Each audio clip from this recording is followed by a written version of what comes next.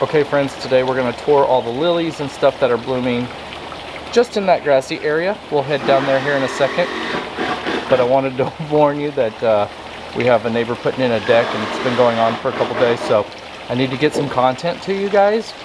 So we'll just head down there and check it out. Forgive me for the noise, but it is what it is when you live in the city. We will be doing a tree tour soon. I do get a lot of requests on that, but I thought today would be a good time to start kind of just seeing some of the stuff that's blooming before it disappears. But this is such a great view in the morning. Come out, have a cup of coffee if I'm off, and kind of tour through here. You can see the water hose at the bottom right. That's right, we're kind of spot watering. It's supposed to be 102 today, our first 100-degree weather and of the year. So we'll get ready for that, but I again apologize for the noise in the background, but that's what it is living in the city. So that being said, let's head down there. Okay, we're gonna head in there and look at everything that's blooming, and we're only gonna stay in that grassy area. However, I wanted to take you here to the right to kind of start it off. Remember when I planted these Coleus early in the spring? Those of you who are with me, they were very small, right? And now look at them, they're just absolutely beautiful. It's a space that I really enjoy coming right out of the garden, and they're going to continue to grow. You can see the birds back there taking a bath in the bird bath. That's, you know, those are the things that I'm looking for when putting in this garden. I have several bird baths. I have another one right back there. I have feeders everywhere. Now, okay, let me get back to the Coleus. So a lot of times folks will cut back these Coleus, the blooms. I'm one of those people. I cut back my blooms just because they get real long, lanky, and it doesn't look so good right here. Now, spaces back there where it can handle that, that's fine. But up here, I kind of tend to leave it shorter and make it look more presentable. Now, there is one variable there. I will always double check what I'm doing in the garden to ensure that I have enough blooms to sustain all the bees and critters that come through here, the hummingbirds. So before I cut anything back, I always check and make sure that I have it cut. Like I just got rid of about 10 or 12, I cut back 10 or 12 salvia. So all those blooms now are not there, so I have to sow and still ensure that I'm continuing to keep things in the garden, so to you know, allow those critters to stay in this area. It'd be a shame to build this up just for May and then call it good. A lot of times in the garden, I don't necessarily just have to have blooms. To carry this garden with color, I will add different textures and colors to kind of offset when stuff isn't blooming. So like this pygmy barberry bush really gives a purple dimension to this area. You can see back there, there's a Japanese maple back there, and then as that continues to grow, it's going to come clear out here and kind of leaf out in this area, and it's just going to be really sharp, and there'll be so much color kind of bleeding through all these cracks and crevices in the garden. You can see here, oh, I went on vacation and I marked where the water hose heads are for the kids to connect while I was gone. If those of you who are new to the channel, what I do is I have old water hoses throughout the garden, and all I did was I stretched it out, capped the end of it off, or I tied in several other several other water hoses, and then drilled little holes into where I need the water to drip out. So I use it as a drip system. It's a budget saver, and who doesn't have water hoses they want to throw out? So instead of throwing those out, I just do that, and then when I go on vacation, I put a flag in areas that will remind my children what location they're looking for, because they don't frequent the garden as much as I do. Anyway, moving on, you can see the sedum, how great that looks on both sides of this bridge. I think it looks really, really sharp. And you can see the lilies just starting to fade out here. Those were not gifted to me. I believe I dug those out of a ditch that the city was getting ready to put in widened. So I knew that was going to come out. So I went and took those out of there. You can see right here, we have mondo grass. Just faintly have little blooms on them. It's the first time I've ever owned this mondo grass. I really like it. It's super expensive here. Maybe not where you're at, but it's very, very expensive. So that's the only pocket that I have. And then I, you know, parked in a couple white rocks or lighter colored rocks to kind of enhance that color of the mondo grass, because it is a dark spot right there. And then you couple that with the sedum right there, it looks really sharp. So, and then we're going to go right into, again, I don't have to have a whole bunch of blooms. I have a few hostas here that are blooming. I tend to leave those on again for the critters. Doesn't bother me any, but underneath I will use different shades of plants to give that color that this spot will be lacking, because there's not going to be a ton of blooms. This was one of my first plantings projects this season, so it's turned out really, really well. All that's brand new. So that was all from the moon gate over to the bridge is all brand new.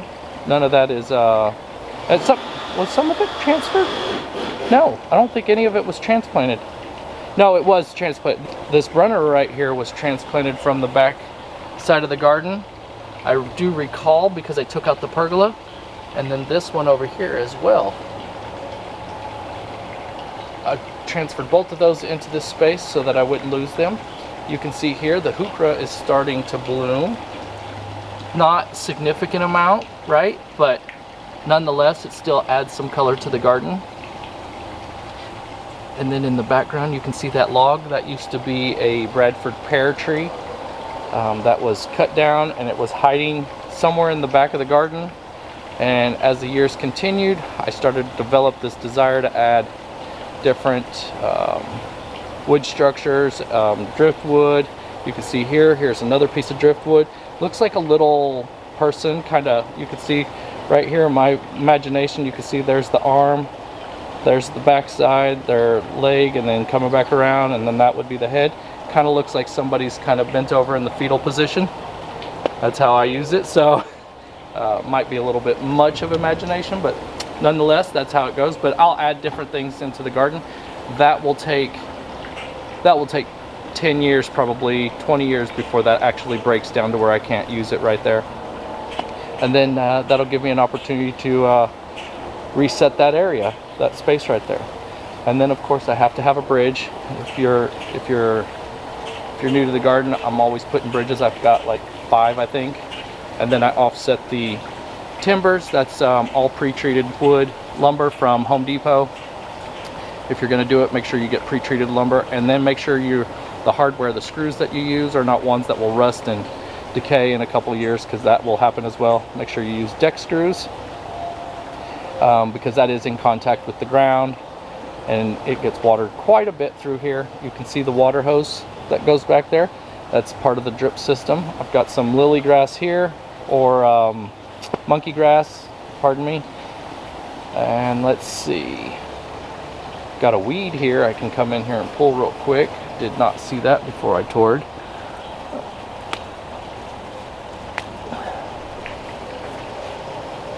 I don't mind weeding at all. I normally grab a 5-gallon bucket. If my wife comes out, she'll grab a bucket, and we'll just kind of walk through the garden, and I can hear her from one end, because we can't see each other, right? There's so much going on, and that's the idea with this garden. But she might be in a spot where I can't see her and she can't see me, and she'll yell out, "Is this a weed?" So she's still learning. A lot of people wonder if she gardens with me.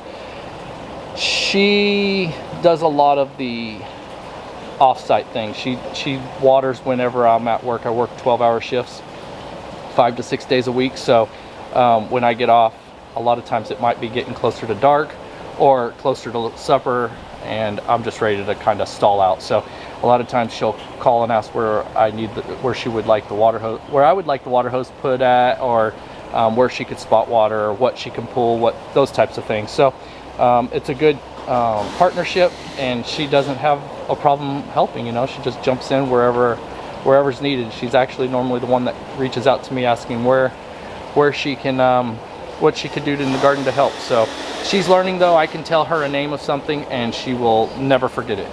I will struggle on here. If you see cuts in the video, it's because I forgot a name, or the neighbors that are putting in the deck the noise got pretty loud. So anyway, moving on, you can see the speed well back here. I'll be cutting that back here shortly. That is an ivory halo dogwood, I think, right there. You can cut that back, it just continues to grow.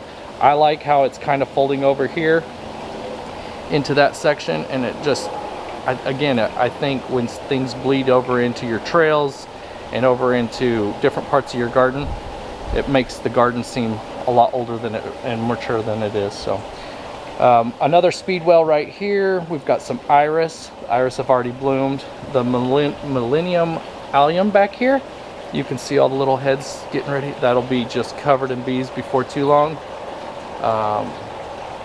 Yeah, looking good. And then we got some lower spots back here of color. That is all hosta. Some more Brunnera. It's a repeat. Again, I repeat all those things. If you're new garden, just find you 5 or 6 different plants and just run with those instead of trying to do, you know, a whole list of plants when you're getting started, and then you end up having just kind of choppy areas. If you break it down into pockets like I do, and what I call a pocket is from this tree, I would call a pocket from this tree to this tree right here, that giant arborvitae, and then I'll just fill in the space in between, and I'll buy the bigger stuff, and then I'll start to get my ground covers and different low growing things and park it around it. But you can see how well that hosta is bleeding over, and it kind of hides the border there.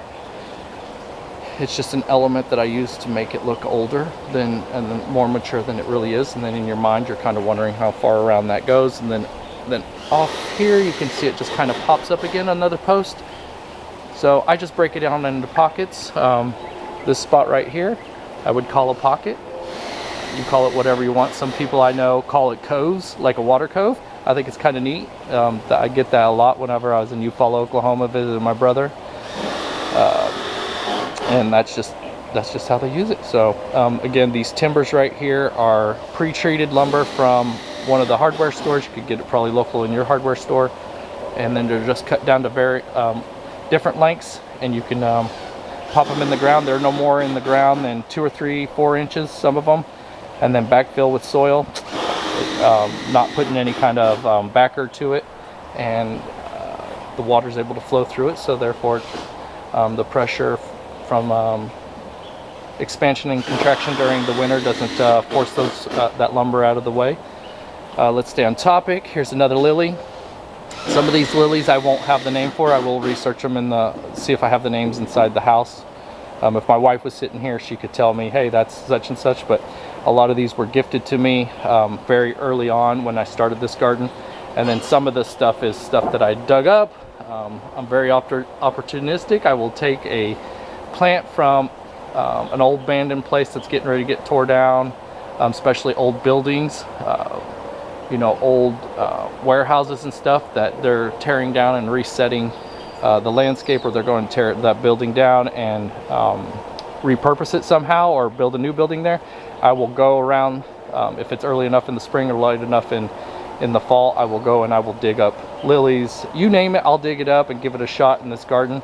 And I can stay on a little bit better of a budget that way. Here in the white back here, that is oak leaf hydrangeas. I think they're really sharp. These are the shorter kind. I will throw the name up, but they will get probably another 6 to 8 inches taller and then fill in that space. These were behind me up against the fence by the pergola. A lot of things that were planted in this garden are no longer in the space it was come the spring, because that pergola had a lot of dense shade and stuff wasn't able to mature and grow the way it would wanted to. And all that's changing now because that pergola is gone and I've got something coming up. It's just trying to find the days and the hours in the day to do it. You can see here the foxgloves that I just planted. Those were a great deal. I've got a couple more here to the right, but those were a great deal coming out of Walmart. They're starting to get off their parking lots. So a question people asked me in the comments, or especially out of California, they don't understand how things go on clearance here and stuff. So we have opportunities, just like Halloween. So if you go to the box stores, you're only going to have Halloween for what, 2-3 months? 2 months probably, 2.5 months before they put it on clearance and leave, and they move on to the next season. So that's a lot of what we're doing here in Kansas. A lot of times, you know, March and April in our springs, they're not hard to mess up. Everything's waking up, everything's ready to thrive. The temperatures are fairly well. We get a lot of wind, but fairly well. It's not smoking hot. So people, especially new gardeners, new homeowners, they want to get out into the gardens. They want to find all the deals. So before Mother's Day, the plants just sell off the racks, right? Well, once we get to Mother's Day, the temperature starts to kind of climb. You get into June, and our humidity starts to climb. I've had friends, family,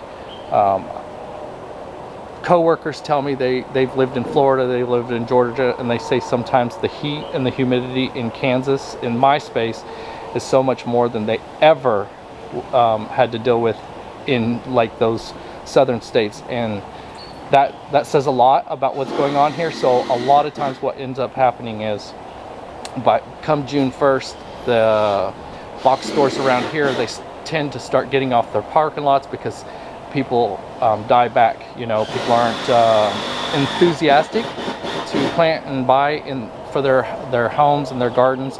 Our retail, or our home shopping here, when people buy homes and stuff, it's super hot that first 3 months of spring. Once you get to June, July, the market really slows down. People aren't, you know, interested in moving. People aren't interested in getting outside. So that's where we get a lot of these really good deals. This space right here, I pulled up some stone. I gotta do something back. It's kind of the only thing in this space right here that's not finished. It kind of looks yucky. I could get some mulch and kind of clean it up, but I'll do that. You know, the stone that's up on the front yard that I did on that front landscape project on both sides, that flanks both sides of the garden, the east and the west, that might be something I bring that stone here and put here, and then as well around that monkey grass right there, because I stole some stones from there that I thought would look better in the garden. So this might actually turn out to be a decent video. However, the noise in the background is probably irritating the heck out of all you guys, and I apologize. Anyways, back to why we have clearance here and we can get such great deals. That's why, because even the workers and the water bill starts to go up, so people tend to not be out there watering as much. They can't get the help that wants to be out there. That's gay feather right there, Liatris, and then we have some cone flowers. And then we have a bunch of daisies in here. You can see back here in the background, that is a foxglove. There's a couple more in there. I am going to go back to Walmart and see if I can find some more foxglove.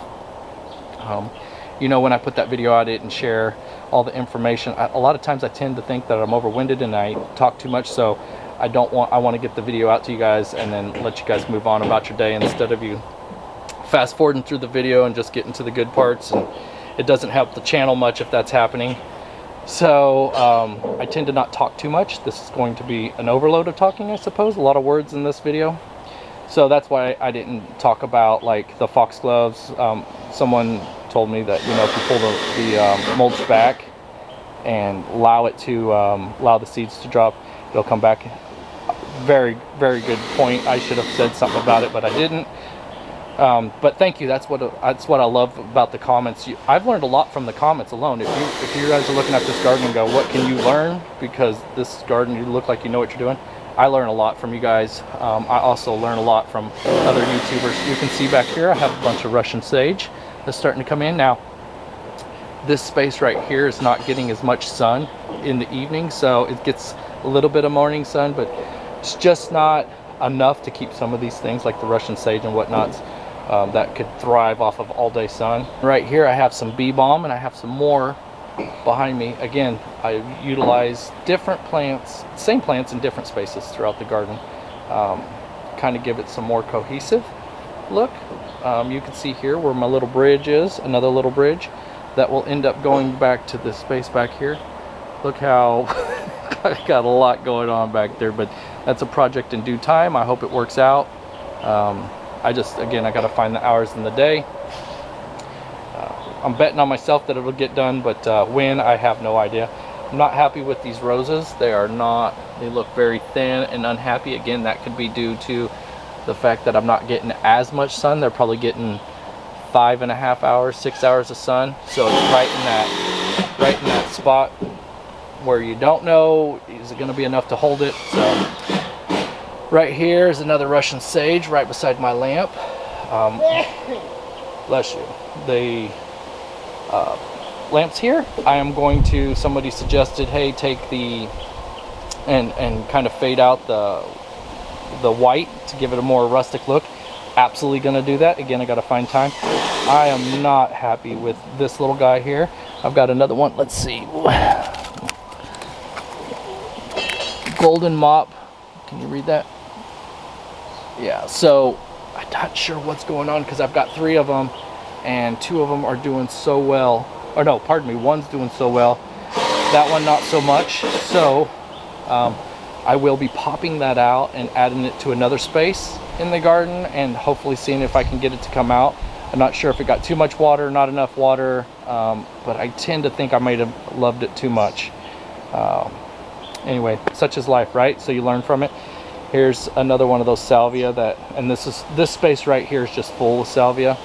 You can see another one in the background. I've cut those back. But yeah, so once this starts blooming out, I can go back over there and take out the Coleus blooms on that front side and feel more happy about it.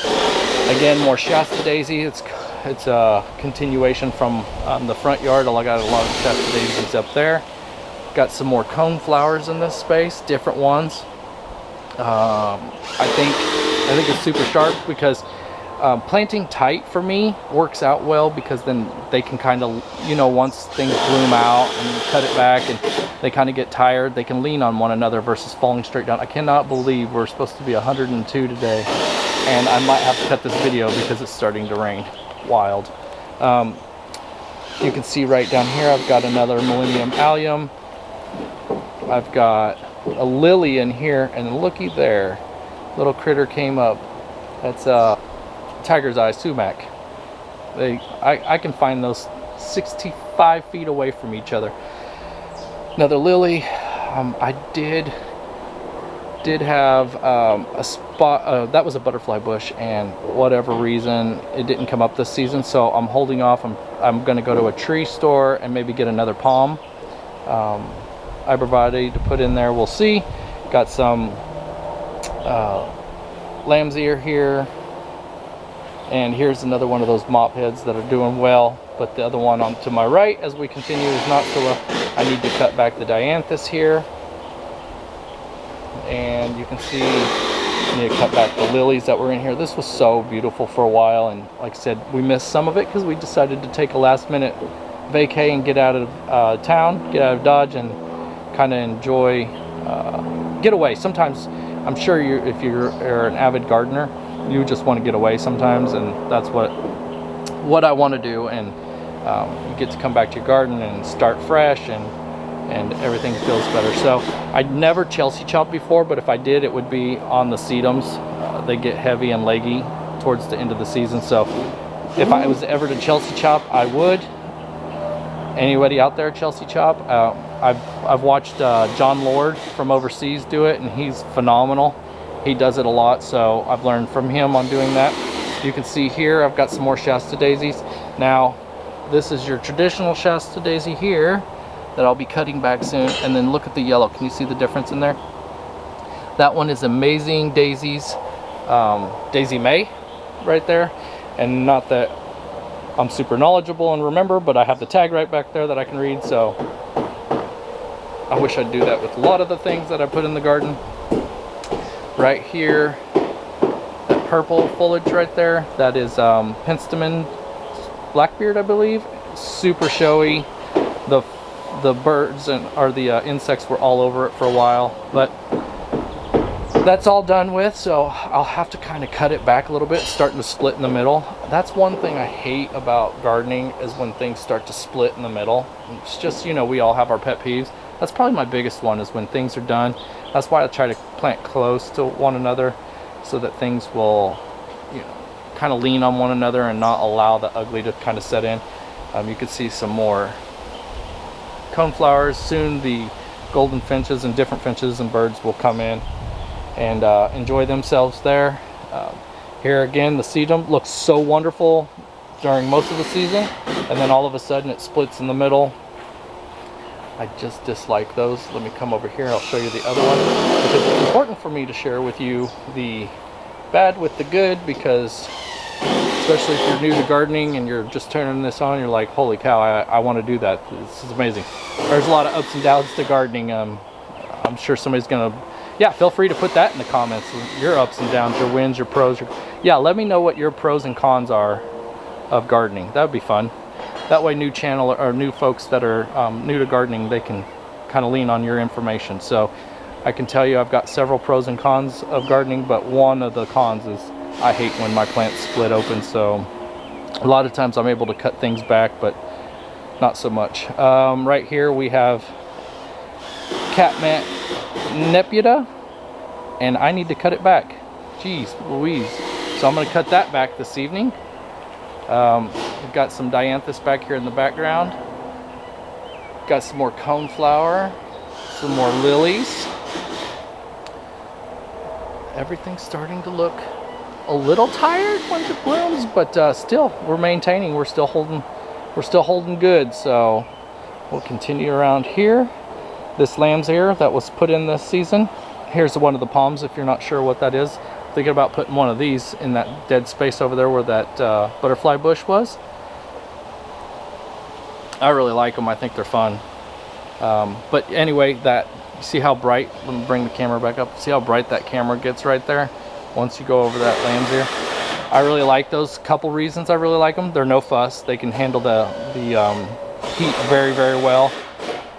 They will just explode in an area. And then the biggest reason probably for me is I've waited all fall. In this garden, Kansas Zone 6A, if you're new to this channel, will all die back. If it's not an evergreen, it pretty much dies back, and so it'll be very, very the covers will be pulled back. You'll be able to see where everything is this winter.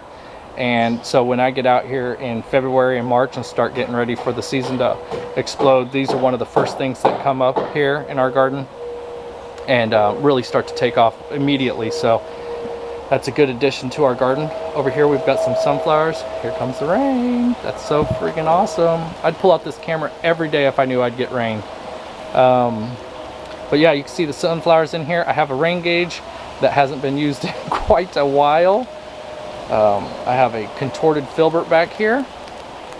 Kind of fun. They're not super showy for the summer, but you see there's probably a couple insects that are thriving off this space, and that's okay because it's still healthy, and we allow things to take place in this garden. Insects can eat off of each other, and yeah, continue life throughout the garden. You can see here I have a lily under here. That contorted filbert looks so good during the winter. It's got all the, if you're new to or you're not aware of what they are, their branches are all kind of wonky and crazy. It's not for everybody. It's not for everybody, I will admit, but works really well here in the garden. And then right here I've got a ton of bee balm. I actually like the smell. Some people think it's pungent and doesn't smell very well. I absolutely love it. I think it's great. You can see a lot of life going on there in the background. Got some boxwoods in here again. This sedum here, if I had one thing I would chance, and that would be the Chelsea chop, because those will flop over probably in another 2 months. Yeah, it'll tend to lean over into the ground cover here. You can already start to see some of the sedums. There's so many different sedums, right? But you can start to see it starting to split in the middle. I just, I hate that, but such is life. Got all kinds of different coneflowers here. And then in the back, when I transplanted what I thought was a coneflower, it actually was a daisy. So if it doesn't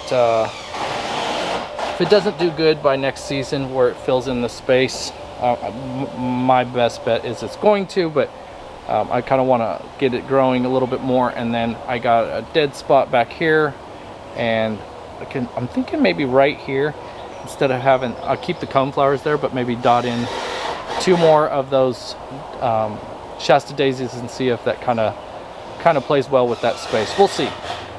On my borders in the backyard, I put stone in here, kind of offset it, and then you can see then it kind of gets hidden by the plants back there, so it's not just all out in front. And then I use little pieces of gravel that I'll either pick up on a dirt road if I see some. I'm very opportunistic about gaining things to give to the garden. So yeah, looking really well. We'll go around here a little bit and then kind of end behind me. It's a lot of fun outside of that disaster I have back there in the corner. This space is really nice. It's supposed to be 100 like I said, but it feels really good right now. And it's about 9:30. I figured by now all the air conditioners would be burning at high blast and a lot of people would be enjoying the inside of their home. Remember this project here that I put in this year? A lot of this stuff happened this season, honestly. Go back into some of those earlier videos, but you can see the ground covers are really starting to take hold in there and everything kind of just fills in. Someone thought this was grass in the video, but this is Crocosmia. Look how, I absolutely love Crocosmia. It tends to fill in this space, and even this is one of those things that won't split open here soon once it's done.